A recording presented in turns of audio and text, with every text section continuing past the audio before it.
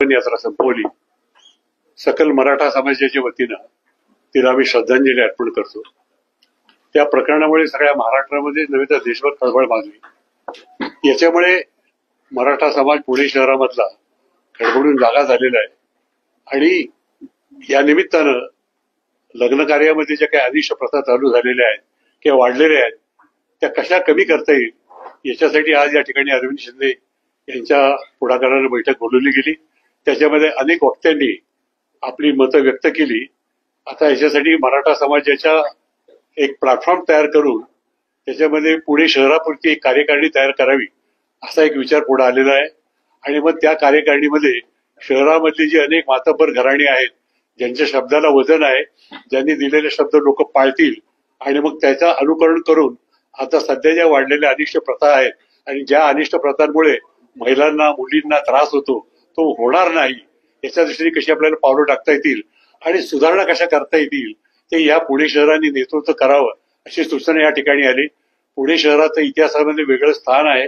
छत्रपती शिवाजी महाराजांचा जन्म पुणे जिल्ह्यात झालेला आहे. या ठिकाणी महिलांना शिक्षण मिळावं म्हणून महात्मा फुल्यांनी प्रयत्न केलेले सुरुवात केलेली आहे. विधवा विवाहाची सुरुवात केरवांनी केलेली आहे आणि महिलांना सगळ्या क्षेत्रामध्ये समान हक्क मिळाले पाहिजेत ही प्रखर भूमिका आदरणीय शरदजी पवार साहेबांनी यांनी मांडलेली आहे. या सगळ्यांच्या नेतृत्वाचा यांच्या विचाराचा वारसा हा पुणे शहराला आणि पुणे जिल्ह्याला लाभलेला आहे.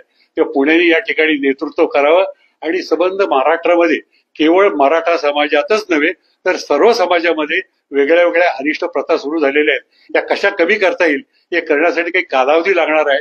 संजय वालवडे यांनी सांगितले ते खरं आहे की एक मानसिकता तयार झालेली आहे. ती मानसिकता आपल्याला बदलावी लागणार आहे. हे काम एका रात्रीत होणार नाही, एका दिवसात होणार नाही, एका पिढीमध्ये देखील होणार नाही. याच्यासाठी अनेक लोकांना अनेक दिवस कष्ट करावं लागणार. पण त्याची सुरुवात आज पुण्यामध्ये होत आहे ही आनंदाची गोष्ट आहे. याच्यासाठी आम्ही बैठक या ठिकाणी बोलवली. आपण सर्व पत्रकार मित्रांना नम्र विनंती आहे की हा विचार आपण आपल्या माध्यमाच्या द्वारे सगळ्या समाजांमध्ये सगळ्या शहरांमध्ये महाराष्ट्रामध्ये पोहोचवला तर आम्ही आपल्याला अत्यंत मनापासून धन्यवाद देऊ. जय हिंद, जय महाराष्ट्र. भाऊ, निर्णय काय झाला बैठकीमध्ये कोणते मुद्दे चर्चेला आले? आम्ही आपल्याला सांगितलं ना की एक आजच्या बैठकीमध्ये अनेक आमदार साहेब असतील, समाजामधले थोर असतील, अनेकांनी आपल्यापासून सुरुवात केलेली की यापुढे त्यांच्या मुलांचे लग्न असतील ते साधेपणाने होईल. पण त्याहीपेक्षा एक प्रामुख्याचा एक ठराव पास केलेला आहे की ज्या पद्धतीने वैष्णवीचा जो अंत झाला असं जर कोणत्या घराण्यामध्ये जर मराठा समाजाच्या पुढे जर कधी झाला तर त्याच्यामध्ये रोटी बेटीचा होणार नाही. त्यांच्या घरातली मुलगी घेतली जाणार नाही, त्यांच्या घरात मुलगी दिली जाणार नाही. हा स्पष्टपणे हा एक निर्णय समाजातर्फे संपूर्ण मराठा समाजाला दिला जातो. जी कोणी सून तुमच्या घरात येईल तिचा जर कधी छळ झाला तर तो समाज सहन करून घेणार नाही. हा प्रामुख्याने ठराव. त्याचबरोबर अनेक दुसरे ठराव होते. वेळेवर लग्न लागणं, लिमिटेड लोकांमध्ये लग्न करणं आणि मोठ्यांची लग्नांचे जे अनुकरण मध्यम वर्ग मराठा समाज करतो ते न करणं असे सगळे ठराव केले. तर हा सगळा ठराव संपूर्ण मराठा समाजाचे जेवढे मराठा समाजाचे कुटुंब असतील त्यांच्यापर्यंत हा ठराव पोहोचवण्याचं काम आम्ही करणार आहोत. हो.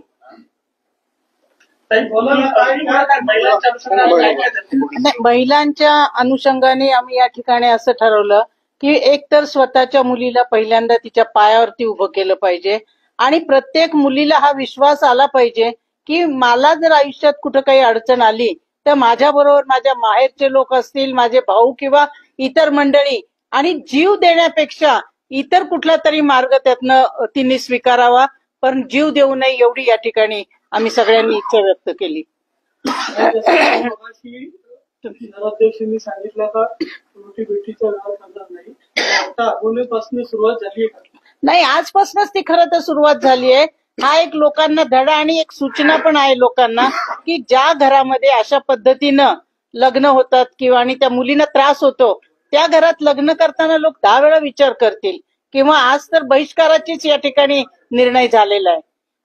एक गोष्ट सांगायची राहून की हा जो प्रकार कॅशमध्ये घेतला जायचा आणि वस्तू स्वरूपात ते सगळ्या गोष्टी होतं सामाजिक प्रतिष्ठेच्या नावाखाली ते थांबणार की नाही त्याला अनुसरून मी आपल्याला सांगतो. एक मुद्दा सांगायचा राहून गेला की हा जो प्रकार घडला किंवा असे प्रकार घडतायत याचं सगळ्यात मूळ कारण हे आहे की जर मी माझ्या मुलीला घरी आणलं तर समाज काय म्हणेल, समाजाच्या भीतीपोटी आपण आज या प्रकारे वागतो आहोत.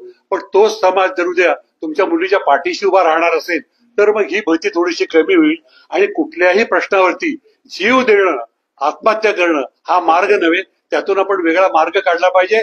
आणि माझं वर्तन, माझं वागणूक हे समाजाला पटवून देऊन की माझं कसं बरोबर आहे आणि मला माझ्यावरती कसा अन्याय होतो हे जेव्हा आपण समाजाला सांगू, समाज जेव्हा त्यांच्या पाठीशी उभं राहील तेव्हा या अनिष्ट प्रथा खूप कमी होतील असा आमचा विश्वास आहे. या ठिकाणी कोंडे साहेबांनी विचारलेल्या प्रश्नाला थोडं स्पष्टीकरण देतो. इथं आमदार साहेब आहेत, प्रशांत जगताप यांनी याच मीटिंग मध्ये असा ठराव केला, येणाऱ्या लग्नामध्ये जावयाला चेन जरी घालायची असेल तर आम्ही कधीही पुढे येणार नाही आणि त्यांना चेन घालणार नाही, अंगठी घालणार नाही किंवा चावीही देणार नाही. जे काही तुमचा हा व्यक्तिगत प्रश्न आहे हा समाजासमोर येता कामा नये आणि नवरदेवाच्या वडिलांनी असला कोणताही आग्रह धरू नये. असा जर कोणता आग्रह धरला तो समाजाच्या ध्यानात आला तर त्याला इथं उपस्थित असलेले सकल मराठा समाजाची लोक त्यांच्या घरी पोहोचून त्यांना जे काय ज्ञान द्यायचं असेल त्या पद्धतीने दिलं जाईल. त्याच्यात एक विषय असा आहे, तुम्ही सातत्याने विचारताय, एक कुटुंबांना या प्रवृत्तीवरती बहिष्कार घातला जाईल. या पुढच्या काळात सकल मराठा समाजाच्या वतीनं ज्या कुठल्या कुटुंबामध्ये मुलीची सुनेची छळवणूक केली जाईल त्या सगळ्या कुटुंबांना समाजाच्या वतीनं त्याच पद्धतीने उत्तर दिलं पाहिजे. फक्त हगवणे कुटुंब हा विषय नाही, तर या मानसिकतेवरती आणि प्रवृत्तीच्या विरोधात संपूर्ण मराठा समाजाने आज भूमिका घेतलेली आहे. मीडियाच्या माध्यमातून मी तुम्हाला सर्वांना विनंती करतो की राजेंद्र हगवणे हे एक समाजामध्ये आता एक घडलं, वैष्णवीचा या ठिकाणी बळी गेला, परंतु या प्रकरणापाठीमाग संपूर्ण मराठा समाज हा एक प्रकारे वेगळ्या पद्धतीने, ज्या पद्धतीने मीडियामध्ये जे अँकर लोक ज्या पद्धतीने बोलतायत तर तशी खरोखर या मराठा समाजाने खूप परोपकारी आहे, सर्वांना मदत करणार आहे, सर्वांना बरोबर घेऊन जाणार आहे. प्रत्येक समाजामध्ये या कमी अधिक घटना होत असतात, परंतु आजच्या स्थितीला ज्या पद्धतीने मराठा समाजावरती चिखलफेक केला जातोय त्याला आम्हाला विनंती आहे की मराठा समाजाने एक स्वयंशिस्त 100% घालण्याचा प्रयत्न केलेला आहे.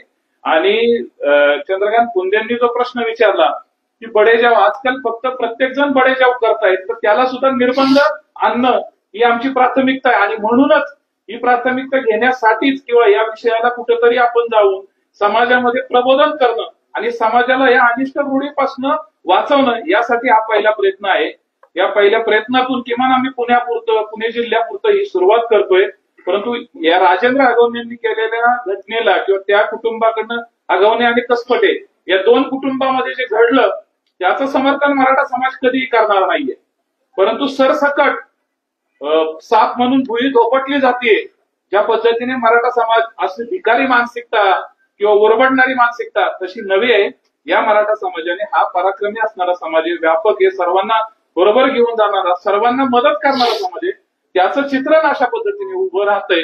ते चित्रण मी आपल्याला विनंती करतो की ते चित्रण समाज म्हणून आहे, एका कुटुंबामध्ये घडलेली घटना आहे, परंतु ते सामाजिक दृष्ट्या समाज रचनेसाठी आणि समाज घडवण्यासाठी अशा पद्धतीचं जर मांडलं तर महाराष्ट्रातला जो सुसंस्कृतपणा आहे त्याला सुद्धा एक चुकीच्या पद्धतीची दिशा दिली जाईल. आणि म्हणून आजच्या आमच्या या मराठा समाजाने बोलवलेल्या मीटिंगमध्ये सर्व समाजाला विश्वासात घेऊन सगळ्यांच्या अशा ज्या चुकीच्या रूढी परंपरा आहेत त्याला सुद्धा छेद देण्यासाठी आम्ही सर्व समाजाला बरोबर घेणार आहोत. ही पहिली मीटिंग आहे, याच्यानंतर अनेक वेळा वेगवेगळ्या मीटिंग होतील, विचार मंथन होईल आणि त्याच्यातनं वेगवेगळ्या गोष्टी कशा करायच्या, काय करायचं याची आचारसंहिता ठरली जाईल. दुसरी महत्वाची सूचना आहे की ज्या घरी असो मुलींच्या असो मुलाच्या घटना घडत असतील त्याच्यामध्ये पोलिसांनी पोलीस स्टेशनमध्ये जी तक्रार केली जाईल त्याची दखल घ्यावी. धन्यवाद.